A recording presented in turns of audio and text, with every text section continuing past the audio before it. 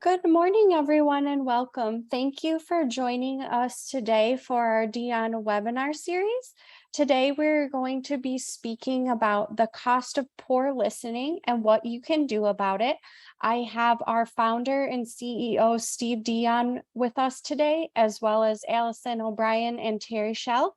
Steve, I'll turn it over to you. Thanks, Lauren, and thank you everyone for taking time out of your busy schedule to join us at another Dion webinar. I'm excited to introduce and have two speakers with me today. One, a Dion resource, and another one, an expert in the topic we're talking about today. Thanks, Allison and Terry, for joining today. Thanks, Steve. Thanks, Steve. So before we get into our subject, I just wanted to make sure you understand sort of where this subject came from, kind of set this up, and then I will turn it over to Allison and Terry to walk us through our content today.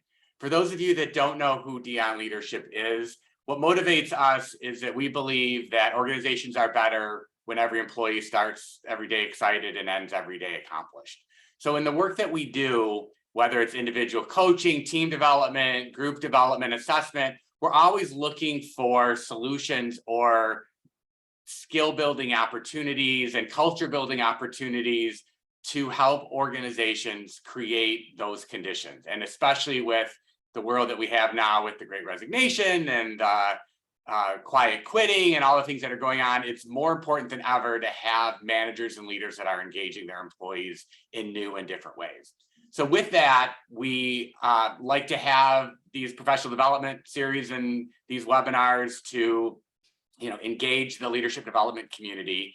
As we go through our content today, and before I introduce our speakers, I also wanted to say, please use the chat. I'd love to have your comments in real time. We're going to monitor the chat and make sure you get your questions answered and help you really kind of dig deeper into this subject about listening. And where does that fit into the managerial space, into the communication space, and understand that a little bit more. The two speakers that we have talking to us today are Terry Schell, who is a practice leader of learning and development. And Terry has worked on our team for 6 years now. And I'm losing track of time. And really has been the author and the mastermind behind our course catalog. So many of you have seen our course catalog, and we have, 50-ish courses of content and materials. And Terry and I went out and looked for a partner in building more content that we thought was robust, and we found Echo Listening. And so I've asked Allison O'Brien to join us. Allison is the director of training development and Echo Listening, and is really a deep subject matter expert in this work. And so before I turn over to the two of them, though, I just wanted to let you know sort of why we wanted to cover this topic this time, what's going on in our world to think about this particular space.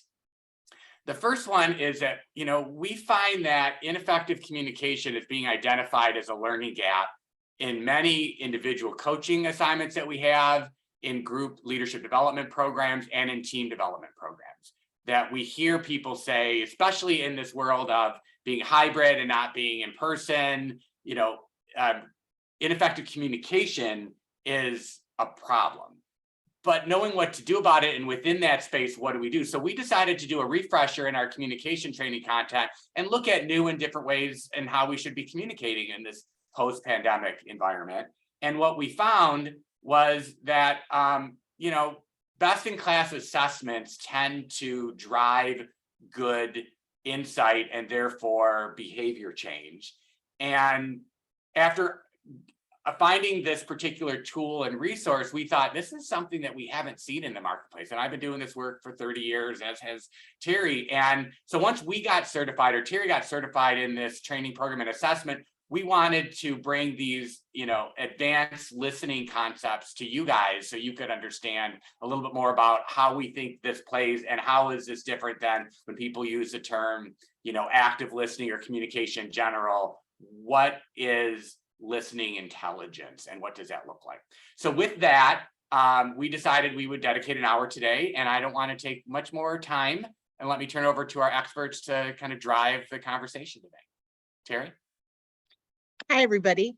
I'm really happy to be talking to you about this topic today. As we've immersed ourselves with echo listening, it's really been a fascinating experience for us to really dive into the practice of listening and what it can mean for organizations and individuals. And I'm really excited that we get to share that with you today. As Steve noted, we're always looking for new topics, current topics, learning opportunities for our clients and for others that really hit at what's important to them today. And certainly, as Steve mentioned, communication is key. We see that as part of all through our course catalog, all through our curriculum, time and time again, communication skills or failures of communication are at the core of a lot of problems that our clients are trying to solve when they come to us for training solutions. And from a data standpoint, everybody knows how much they communicate on the job, but some studies show that we spend 70 to 80% of our workday communicating, and more than half of that time is devoted to listening. The problem is that as far as listening is concerned, we don't always do it well. We miss a lot of important information. And if you think about that, 55% of that time that you spend communicating as listening, and you're maybe not very effective at it, there's a lot at stake. Go ahead, Steve. For example, poor communication can have a huge impact and really cause some big risks for organizations. That we've got a few listed here on the screen. Mistakes, lack of trust, which is something that underpins so much of the leadership development that we teach about at Dion Leadership, the concept of trust, missing opportunities, and those things could literally hit your bottom line, reducing your sales, reducing your profits. And as Steve mentioned, there's a lot going on in the workplace today that communication can affect as we talk about churn and we talk about struggling for retention, cultural issues. It can result in a lot of gossip and things that really can bring your organization down, affecting performance, affecting accountability, and all of these things can really put your organization at risk. And I'll give you a second to read through what's on these screens, some of these statistics that research has shown on the measurable impact of poor listening in an organization. And as you read through those, see if you relate to any of those. Can you think of a time in your organization where poor listening could be measured and calculated, or the result of poor listening is you can point to something that happened, the impact of that. Maybe you lost some time, maybe resources were wasted, maybe you had to do some rework. Think about that for a minute, and what this truly could mean at your organization if listening were improved, and how those things could be improved. We focus on the leadership development, or the development of leaders, mostly that kind of soft skill stuff. A lot of organizations put a lot of effort, and it's not a bad thing, in their technical skills, but they're not, and maybe don't emphasize those soft skills and that job specific training. But I don't know if at Dion Leadership we really think that's the right approach, because these communication skills affect all types of aspects of business, anything you're doing, whether it's technically directed work that's happening. And these will impact your bottom line and your profits, as we've talked about already. So these skills really need to be developed.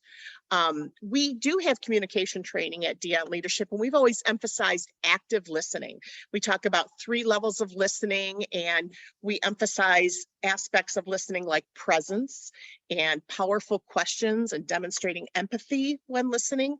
And these affect so many areas of that soft skill, as we sometimes call them, performance, such as emotional intelligence, performance management, change management, conflict, alignment, gaining alignment, just to make a few. So When we're in all of these circumstances, miscommunication can happen. And even if we think we've been really clear about how we've communicated, or we felt that people understood us, we still experience misunderstandings and misalignment. And there's a reason why this happens. And this is what I found so fascinating about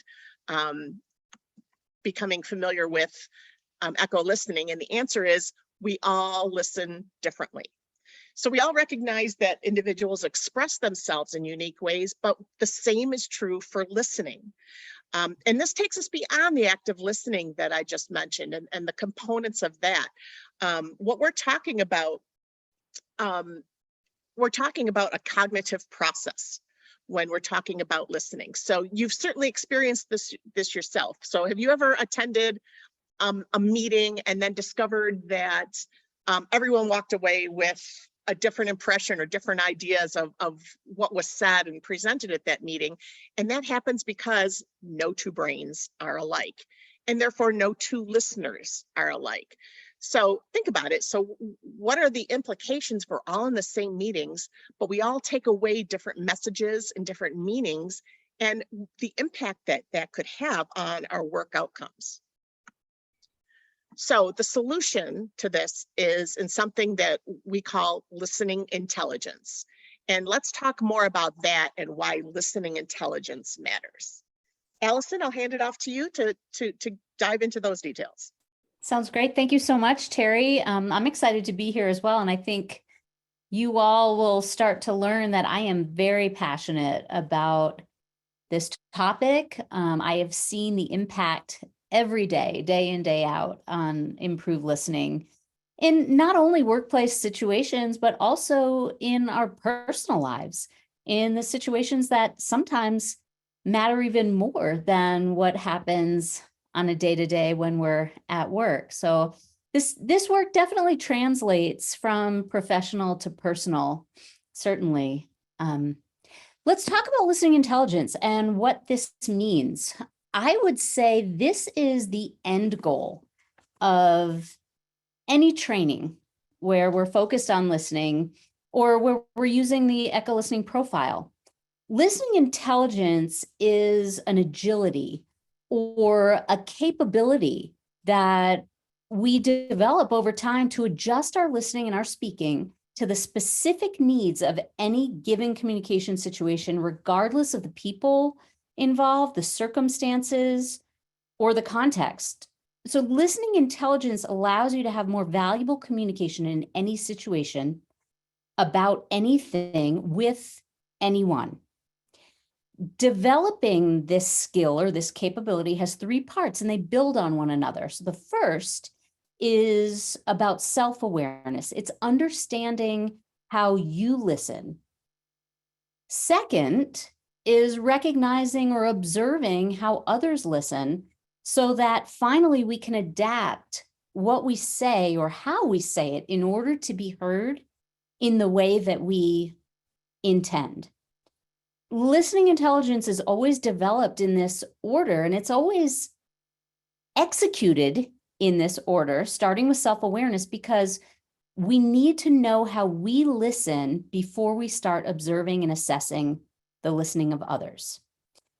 And the good news is that we can develop the skill and train ourselves in different ways because listening is a habit. Next slide, Steve. Great. So research has shown that we habitually listen for certain types of information while filtering out other input, and that filtering out other input is often unintentional or unconscious. Because listening is a brain-based habit, we can make shifts to the way that we listen if we choose to, and if we apply this intentional effort. You can think of it this way. Listening is like putting on our favorite music. So, and I would say it's more like putting on our favorite go-to music, so to speak. So for instance, in the morning when you just get up and you're making your coffee or you're preparing for your day, however you do that, what music would you choose to listen to? What would you turn on? Or maybe it's not music, but maybe it's something else. What would you choose first? What's your go-to? Go ahead and use the chat and just put that in there.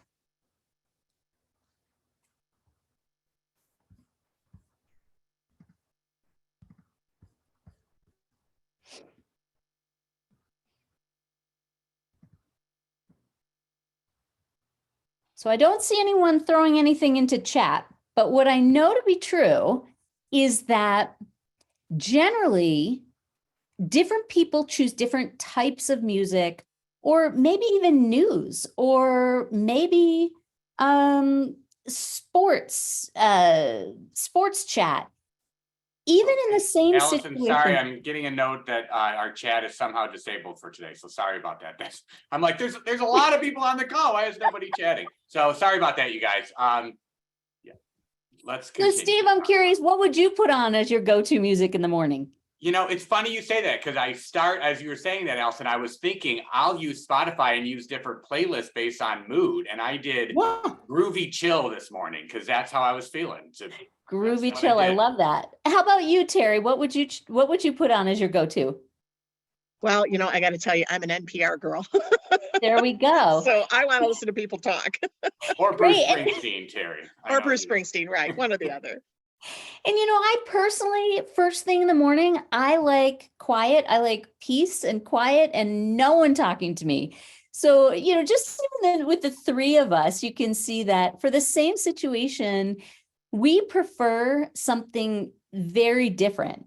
You know, some of us want to jumpstart our day like Steve did with his groovy chill. Something sometimes more upbeat, sometimes less so. Listening happens the same way in conversation. We all have a preferred way that we like information delivered, and that's what we tend to listen to and for. So let's think about this from the perspective of work and productivity. Let's say we're all in the same meeting and we're listening to our own, air quotes, favorite music. How might that impact higher stakes conversations or decisions that we need to make collaboratively? What are the chances that we're all using the same decision-making criteria if our filters are very different?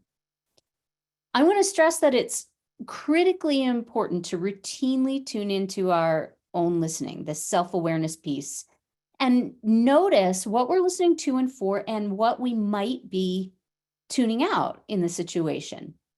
That's using listening intelligence. And that's listening intelligence for improved conversational outcomes. It's all about being present and aware of the filters or the habits that we're relying on in the moment.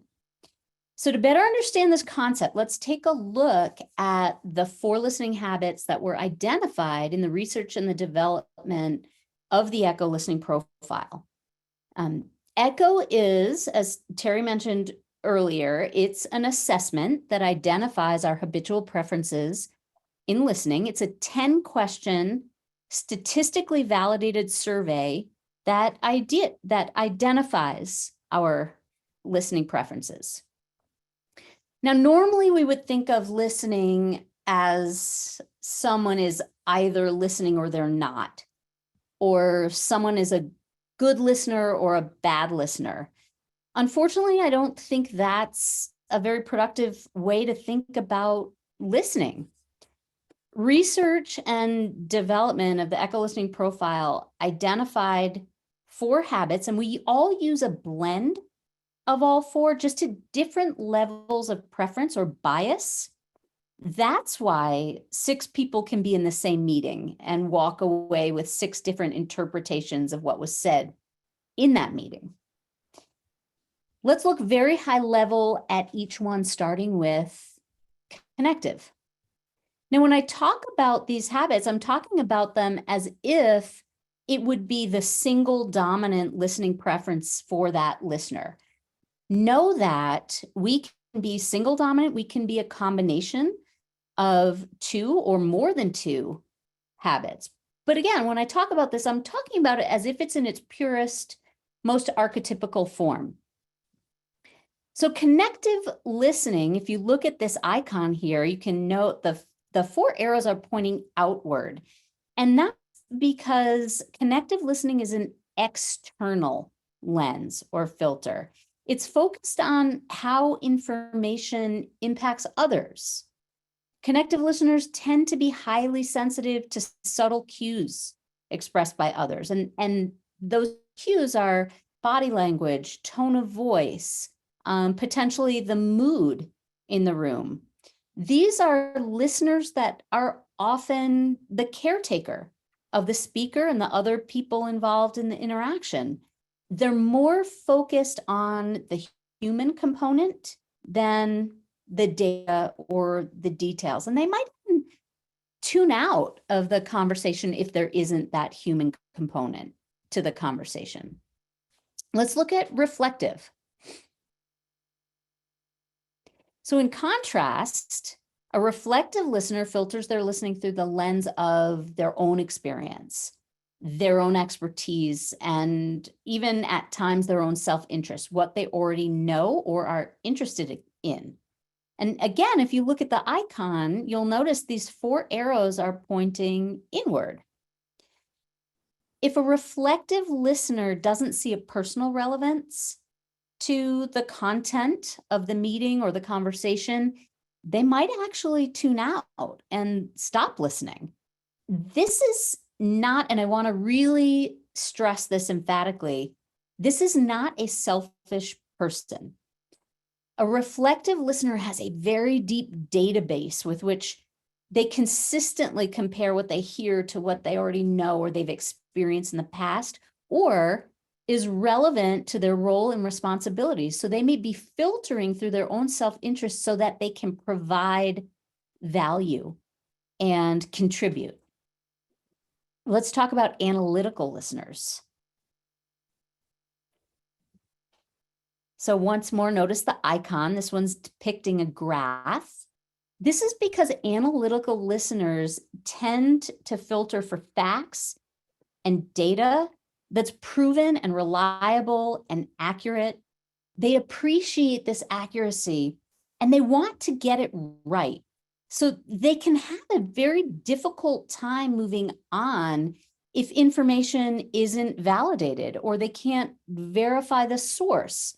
They want to make sure that the information that is being shared can be used in the decision-making process and it's accurate and can be relied upon. So these are listeners who might overlook other people's feelings, not because they are not kind or empathetic people, but they might overlook feelings in favor of the data or the research, and could potentially even lose patience and might even tune out if ideas that are presented aren't backed up with facts and reliable data. Finally, let's look at conceptual listening. This last icon is depicting a swirl of thoughts because conceptual listeners tend to listen for the big picture and abstract ideas. They tend not to see limitations or obstacles, but rather possibilities and potentiality. This is future-oriented listening. These are folks who tend to be idea generators, who love to brainstorm unhindered by structure or framework. These are your team members who hear patterns between ideas that may seem disparate to others. Note that each listening habit has strengths and challenges associated with it because it has the listener's attention on certain information and potentially neglecting or missing other aspects. And as I briefly talked through these 4 habits, I'm sure you've thought about them in regards to yourself, and maybe noticed yourself in some of them, perhaps even thought about others that you engage with regularly and have kind of started to assess others. Remember that understanding ourselves is the first step in this process of developing listening intelligence. So I want to make sure that we emphasize that's where we always want to go first, is where am I in my in my listening? What habits am I relying on in the moment? Then it's recognizing the listening preferences of others. So let's briefly talk about how we might start to observe and recognize habits. Hey, Allison, before we get to that, we did get a question about the 4 styles, and yes, with I'm getting some, we're getting some information from people that could text us and things, since we can't quite use the full chat feature here. This one is, how do these 4 styles orient, or don't they orient, to other personality related tools like DISC or Myers-Briggs, or personality versus listening habit?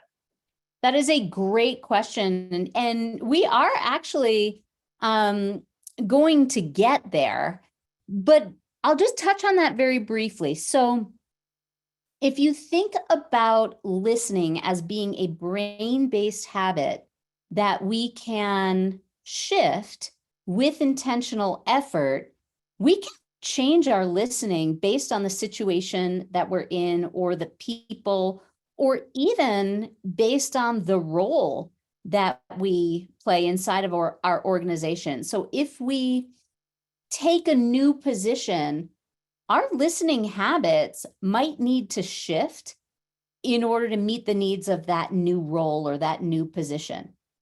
Now, contrast that with our personality, which is more or less hardwired to us, right? Meaning that if we change our role inside of a company, or we show up in communication with different people, our personality or our motivations are more or less likely to remain the same. Does that help, Steve? It does. So to say maybe another way too, so some might think, I look at analytical, for example, as one of the 4 listening styles. Some might think, well, all high C's in DISC are analytical listeners. But you're saying that may not be the case. They may still value the personality preference of accuracy, but they could be a reflective listener. Absolutely. And I love that you made that connection, because I think we often see that individuals really try to create this correlation between different assessments. I show up this way in my personality assessment. I show up this way in my listening. Where is there some kind of overlap there? And what we often find is that it's very difficult to make those correlations, and they're often not precise.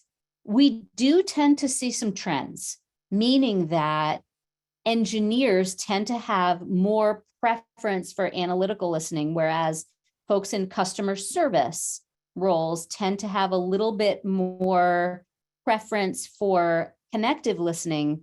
But those are trends, and it's more anecdotal than research and science based. One way to think about this is how easy it is, actually, if we apply that intentional effort, to shift the way that we listen in a given situation. We could even do a fun exercise here and there around that. But if you think about that, even if I'm highly analytical in my listening, if I put my connective listening hat on and intentionally seek information about how someone else is feeling, how it impacts them, I can listen through that lens. Awesome. Okay, there's a couple more questions, but I'm going to have you get through your next pieces, and then we can get back to those. Make sure we have enough time. Great. So you can switch the slide or move the slide. Perfect.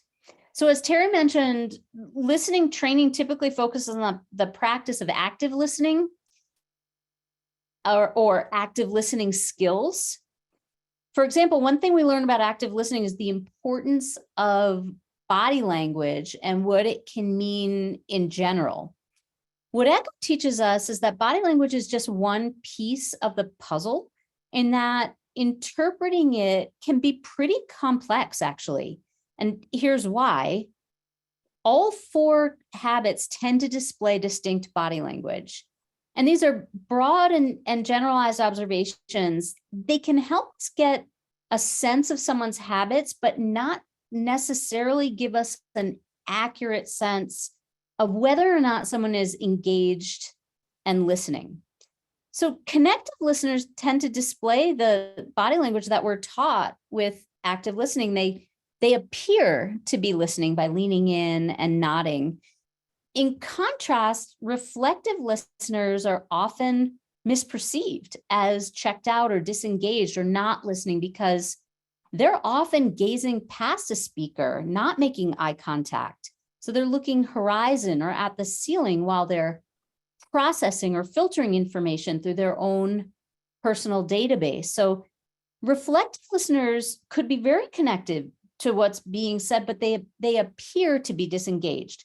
This is why body language, again, it's just one piece of the puzzle, but it's not reliable in terms of telling us how closely someone is really paying attention to the content that's being shared. A more reliable clue into someone's listening preference is the language that they use, meaning the questions that they ask, the statements that they make. When we tune into the language that others use, we can often identify listening preferences, and then we can shift the way we speak in order to make it easier for them to engage and understand what it is that we have to say. So that ability to shift is what I was talking about earlier. It's listening intelligence. And as I mentioned earlier, developing this skill or this capability of listening intelligence starts with understanding ourselves. And assessments are incredibly valuable for gaining that insight and that self-awareness. And as you mentioned, or I should say, Steve, as you brought up about the chat questions, it's clear many of us that are on this call use various assessments, and we use them regularly, and they measure for different things. So let's look at how we categorize them on this next slide. Great. So they tend to fall into 3 distinct categories: personality, behavioral, and cognitive. And as I mentioned, personality and behavioral assessments measure traits that are pretty much hardwired to us. If we were to change our job or our occupation, we engage with different people, our personality and our behaviors will most likely stay the same. Cognitive assessments, or ECHO, measures an individual's preferences based on how they process information. It's a brain-based assessment.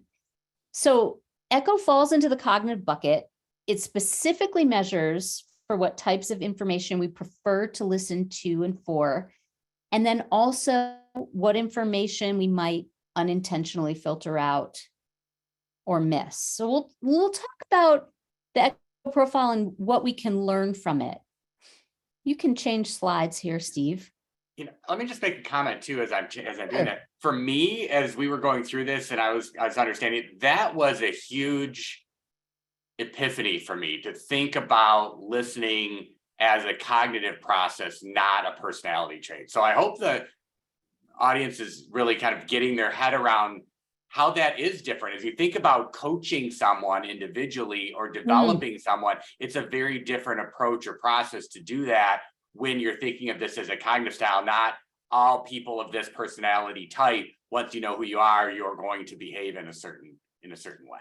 Steve, I am so glad you said that. I really appreciate it, because one of the things I think that ECHO can teach us is that we make assumptions about others based on the way that we observe them in communication. And sometimes those assumptions that we make are really inaccurate. So here's a good example of that. If I'm highly connective and I'm in communication with someone who's highly analytical, and they ask me a question like, where did you get your data? Being highly connective, I might take that personally, thinking, wow, my colleague doesn't trust me. They don't trust that or they don't think I'm credible. Whereas that question from that highly analytical listener, where did you get that data, is not a personal attack on me at all. It's about getting to the information that could be useful in the decision-making process. So I might assume things that are truly inaccurate if I'm not aware of the filters that other people are using. Once I become aware that my colleague is highly analytical, I don't have to take a question like that personally. And I might be a little bit more prepared with the source for the information that I'm sharing in that meeting. So I might have that in my back pocket. I've got the link to the data that supports the idea that I'm sharing in the moment. So thanks again for bringing that up. So this here is just one page of the Echo Listening Profile Report. The report itself is 22 pages. It's very robust, and it provides not only the personal insight for that individual participant, but it also shares a lot of information about how that individual might shift the way that they communicate with the other 4 different listening habits. So this word at the top, the brainstormer in this case, it's a descriptor for this unique profile. It's not a label. It just simply tells a story about listening for someone with this profile and the way that they use the habits that have been identified as their preference. So the numbers add up to 100. We all use 4 habits when listening, just to different degrees. These numbers tell us the degree of preference for that habit and the sequence or the hierarchy with which they're used by that listener. It's become very clear throughout this webinar by now, I think, that we all filter information very differently. Let's talk Can I ask now. another question, Allison? Well, I think this might be a good time to ask this question while this Absolutely. graph is up on the slide. So the question was that we're so oversaturated these days with an abundance of meetings and information. Does, that time where you're oversaturated impact your listening style? So would these be different on a day where, you got one thing going on at a time and you're really focused versus I got 10 things coming out at me? I think that's a really good question, Steve. And I don't know that it would actually impact our kind of default preferences as much as it would impact how distracted or how easily we succumb to distractions. So what I would say is the more fatigued we are, the more triggered we are, or if we have kind of emotions that have been stimulated by a given interaction, all of that impacts the quality of our listening, right?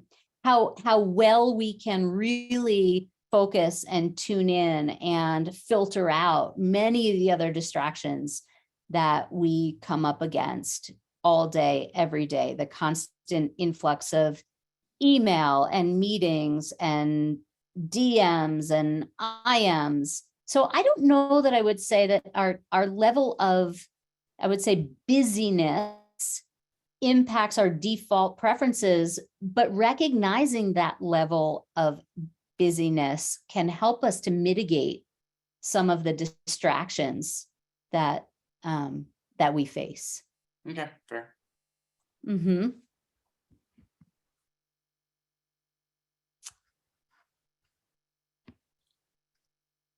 So I'll just give you a moment to read through that. Let's talk about what this means.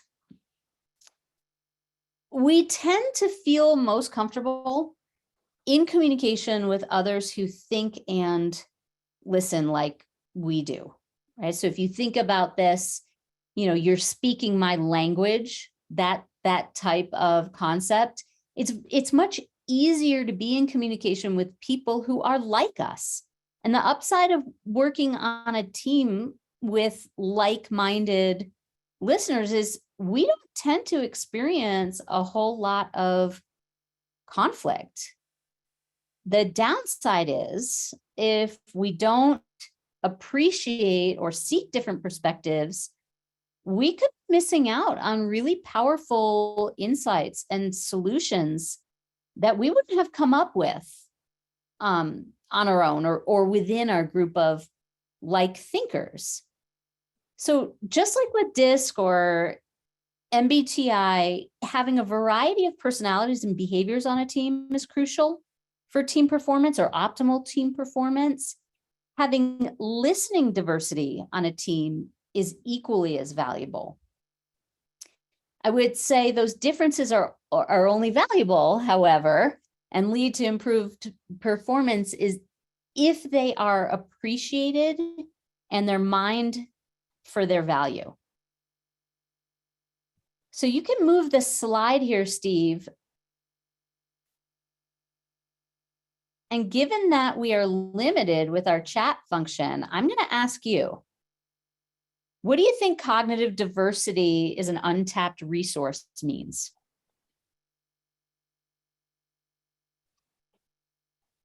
I would say that cognitive diversity is an untapped resource means that we, if we don't get others thinking preferences out on the table, we won't be able to make a well thought out decision. We may not tap into a full, customer base that's different than us, that having to understand that people think and process things differently will allow everybody to both contribute and feel heard is another important element. As you were going through this, actually, I was thinking if I couldn't get the chat functions, I was writing some questions. And one of my questions was, how does this impact the DE&I efforts that many of our organizations are talking to us about? Because I definitely can see the connection to being respectful of people are different and I need to meet you where you're at. Yeah. I mean, for being put on the spot and not expecting it, I think you did a bang up job there, Steve. Thank you. Yeah, I mean, I think you really, you said it, for today, the definition of cognitive diversity as an untapped resource. I think what I would say is because we know that no two brains are alike, we all think about and we care about different things. And that could be dependent on where we come from, our background, diversity. But it can also be truly how we process information. And that diversity or the cognitive diversity can either be harnessed or, like you said, it could be wasted depending on how we collectively approach issues or how we collectively approach problems. And we want to harness it. We want to harness this cognitive diversity and this listening diversity. And in fact, Harvard Business Review published an article. It was called Teams Solve Problems Faster When They're More Cognitively Diverse.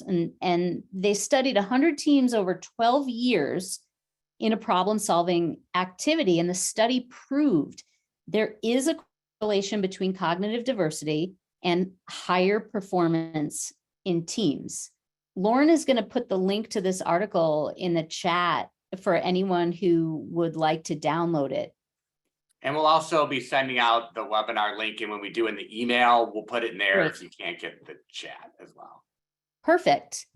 We did have a comment here about this as well, that somebody said, when we do not seek and value different style preferences, we create echo chambers. So I thought it was interesting to use the word echo even in the word as you branded this product, that thing. But this whole idea of valuing differences in style is important because I think that makes actually a lot of sense. Yeah. The other comment I would make too is, in addition to just having a cognitive assessment that shows the 4 styles is one thing, but a focused course on listening, even if you didn't have that, says, listening's other focused versus a communication class. A lot of it, and we do have a question about what are the differences between communication styles and listening. You can talk all day in a class about communicating to others, but if the course is around listening, by definition, you're about getting from others. That's a diversity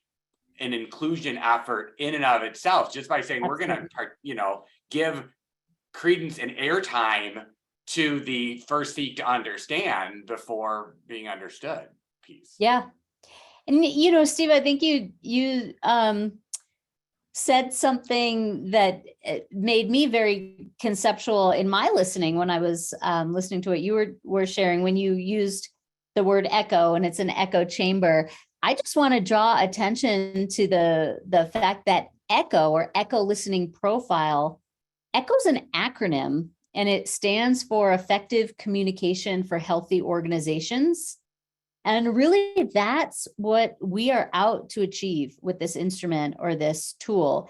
It is a stepping stone to create healthier organizations that do better work collectively because of this appreciation of differences and this seeking different perspectives through listening. When we understand that we all appreciate different types of information, we not only welcome different opinions and perspectives, but we can also welcome that healthy conflict and then harness that diversity to improve our team performance. So Echo actually has a group profile that can show us the level of cognitive diversity within a team and provide some insight on how to leverage our differences, or the flip side of that, what we might need to do if we actually have a team of very like-minded listeners and thinkers. So by combining individual results into one group profile, we can begin to explain and possibly draw conclusions around why a team functions in a certain way. And then we can develop a strategic approach or a communication strategy for improving our team performance and our team communication. So this is an example of a team grid where all of the individuals are placed in one profile report, and it can paint a detailed and nuanced picture, providing insight into strengths and potential challenges or blind spots for the team. It can also tell us if there are members of the team that are outside of the group's preferences that could provide a valuable contribution if kind of more emphasized to contribute in different ways, or if appreciated and leveraged for that difference from the rest of the team.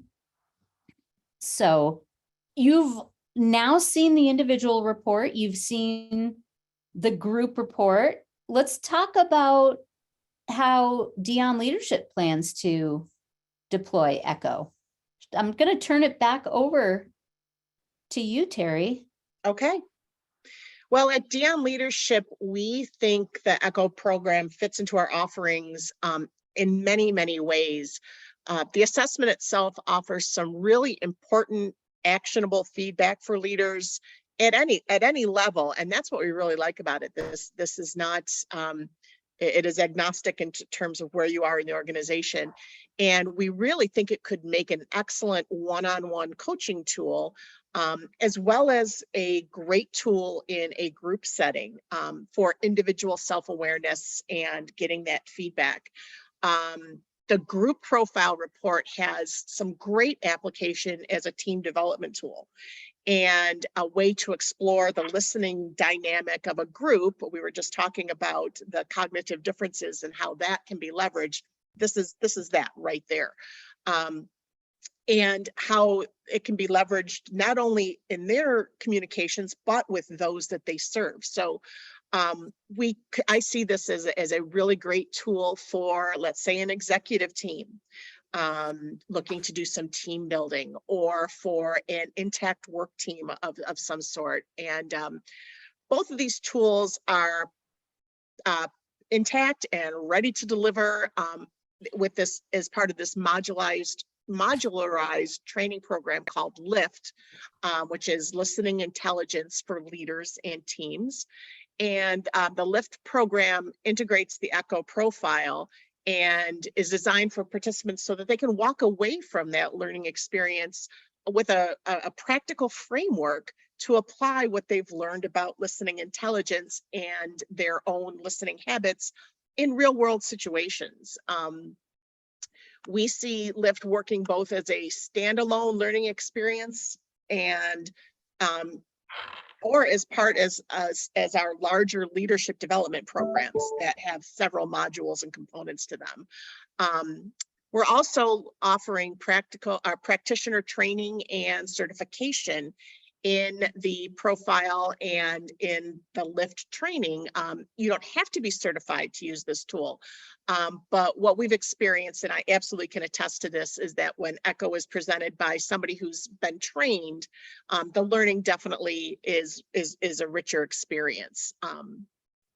And how long is the training class, Terry, if we did it as a group training with a group of managers or a group of an intact work team? Somebody might say, how long does it take to put somebody through this? So right now, as it currently stands, we have a virtual version of the LIFT training, which is 4 modules, and there's just a brand new module was literally just added to it. But with the original LIFT training, it's 4 modules that are delivered about a week apart, maybe, and they are 60 to 90 minutes long per module. Well, I wanted to put up, for those that might be interested in this tool, we don't want to bombard you after this. Part of it, we just wanted to give the awareness to this idea of listening and how it fits into lots of different places. But if you are interested at all in taking this assessment, we're going to put up a poll right now. And if everybody could just answer this, please, so we don't bug you. Either yes, you want to sample the assessment, and if you say yes, Lauren will and her team will send out a free complimentary invite to do that. If you're like, I really like this, I want to talk more, like I definitely see this fitting into our organization, we could set up a meeting to kind of walk through the particulars or get you certified. So that would be the second one. And if you're not interested, you're like, this is fine, but not my thing, I'm too busy, I'm not interested, that's fine too. We won't bother you about it again, but would love to kind of get a read on what you think about this as a tool. And as we're doing that and closing up, the other question, I kind of teed it up, Allison, but I don't know that we didn't really, I think, answer, but I just want to be respectful of every question. Are there overlaps in communication styles and listening styles? Because I know there are communication style assessment and training classes. Can you talk about communication style versus listening? So it's an interesting question semantically, Steve, because typically we think of style as something, or a little bit more fixed or more static, so to speak. I would say our listening habits, or our default listening habits, are very much something that we can modify, especially if we're really tuned into our audience. So let's think about it this way. The way that we speak is certainly influenced by the way that we tend to filter or process information. There is a relationship there. What we think about, what we care about, what we listen to and for, all of that influences what we tend to speak about and how we speak about it. This is why the way that people choose to use the language, or the way that people ask questions or make statements, is often a really good cue into what it is that's important to them and what it is that they tend to listen to and for, meaning their preferences. So if we're talking about communication style as being identified or measured by a different assessment, I'd have to know what that assessment is and if it's measuring for communication style related to personality or behavior.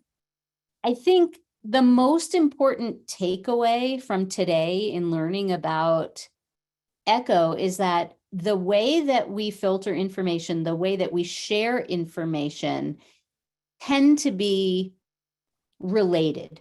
There's a relationship there. And if making sure that what we share lands on our listener, if that's important to us, that we make sure that what we say has the intended message, then we can do that by shifting the way that we